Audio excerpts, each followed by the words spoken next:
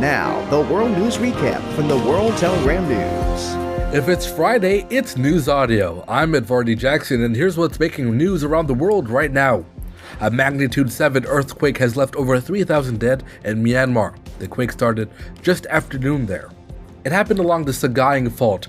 Myanmar and Thailand are situated on or near the fault, which is a boundary where the India, Eurasia, Burma, and Sunda plates meet. A local news source in Myanmar called the People's Spring says that all 40 mosques in Mandalay, its second largest city, were damaged. Further, 10 of them collapsed. Altogether, the damage resulted in the deaths of over 400 Muslims.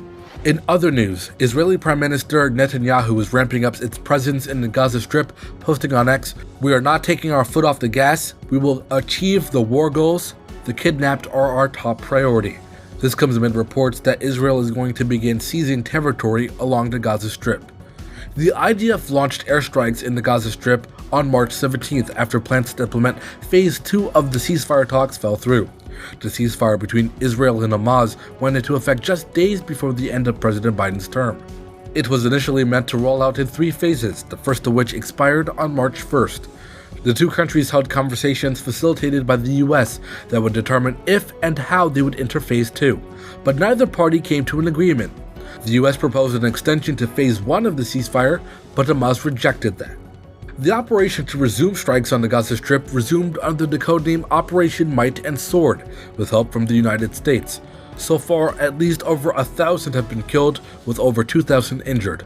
In total, multiple sources are reporting a death toll of over 70,000 in the Gaza Strip since 2023. Senator Bernie Sanders is among Senate members against the mass strikes. They held a vote at the Senate to block the sale of bombs to Israel. On the Senate floor, here's some of what Bernie Sanders had to say. Mr. President, I trust that every American, and certainly every member of the Senate, understands that Hamas, a terrorist organization, began this terrible war with its barbaric October 7th, 2023 attack on Israel, which killed 1,200 innocent people and took 250 hostages. The International Criminal Court was correct in indicting the leaders of Hamas as war criminals for those atrocities. Clearly, Israel had the right to defend itself against Hamas. But most Americans also understand that while Israel had a right to wage war against Hamas, it did not and does not have the right to wage war against the entire Palestinian population.